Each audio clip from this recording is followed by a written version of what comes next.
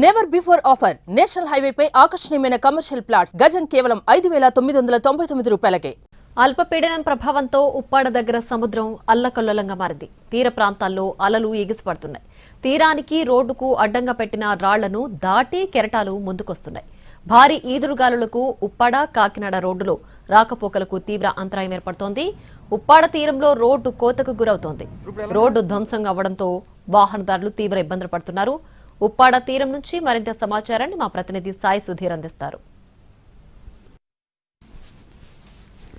అల్పపీడనంతో ఉప్పాడ తీర ప్రాంతం అంతా కూడా అలజడిగా మారింది. ప్రస్తుతం సముద్రం దగ్గర భారీ ఎదురుగాలులు అలవేస్తున్నాయి. మరొక వైపు ఈ రోడ్డు అంతా ఉప్పాడ కాకినాడకు సంబంధించిన రోడ్డు అంతా కూడా పూర్తిగా ధ్వంసమైపోయిన పరిస్థితి. ఎందుకంటే భారీ ఈదురుగాలులు, మరొక వైపు సముద్రం ఎఫెక్ట్ అనేది ఈ గ్రామంపై ఎక్కువగా పడుతుంది. ఇటు గతంలో కూడా సముద్రంకి సంబంధించిన అలలు ఈదురుగాలుల ఎఫెక్ట్ అనేది గ్రామంపై ఎక్కువ పడకుండా ప్రొటెక్షన్ వాల్ ఏర్పాటు చేశారు. ఈ ప్రొటెక్షన్ వాల్ అంతా కూడా పూర్తిగా ధ్వంసమైపోయింది. ప్రస్తుతం మనం చూసుకోవచ్చు, అటువైపు ఇళ్ళు ఉప్పాడ కొత్తపల్లి మండలానికి సంబంధించిన గ్రామం, మధ్యలో ఈ రోడ్డు, అదేవిధంగా ఇటువైపున సముద్రం.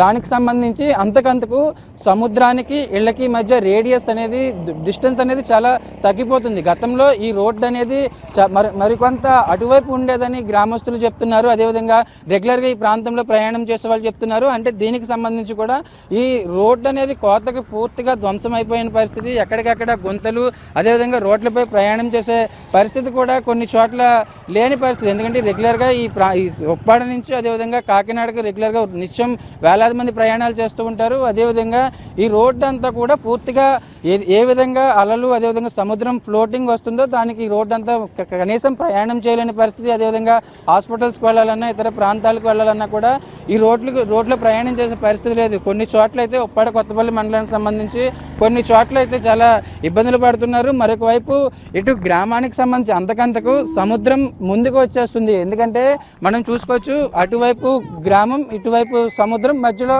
ఈ రోడ్డు అనేది చాలా విస్తీర్ణం అంతకంతకు తగ్గిపోతుందని ప్రతి ఏడాది వచ్చే తుఫాన్లు కావచ్చు, అదేవిధంగా ప్రకృతి విపత్తులకు సంబంధించి రోడ్డు ఇంతకుముందు చాలా హైట్ ఉండేదని గ్రామస్తులు చెప్తున్నారు.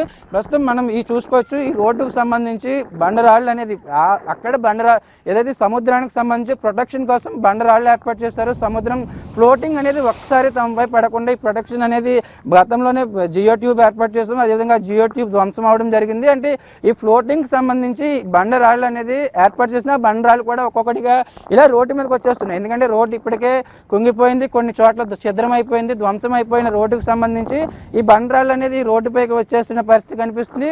ఇదే పరిస్థితి కొనసాగుతుంది. ఇదే ప్రకృతి విపత్తులు ఈ విధంగా కొనసాగుతాం. అదేవిధంగా తుఫాన్ల ఎఫెక్ట్ అనేది ఉప్పాడ మీద ఇదే విధంగా ఉంటే మాత్రం ఈ రోడ్డు కూడా క్లోజ్ అయిపోయే పరిస్థితి ఉంటుందని గ్రామస్తులు చెప్తున్నారు. మొత్తం ఉప్పాడ కొత్తపల్లి మండలానికి సంబంధించి అల్పపీడనం ప్రభావం చాలా ఎక్కువగా కనిపిస్తుంది. తుఫాను ప్రభావంతో, అదేవిధంగా భారీ వర్షాలు, మరొక వైపు ఎగువ ప్రాంతాల నుంచి వరద నీటితో సముద్రం దగ్గర పరిస్థితి అల్లకల్లోలంగా మారింది. దాంతో ఉప్పాడ కొత్తపల్లి కాకినాడ వెళ్ళే రోడ్డు అనేది పూర్తిగా ధ్వంసమైపోయిన పరిస్థితి.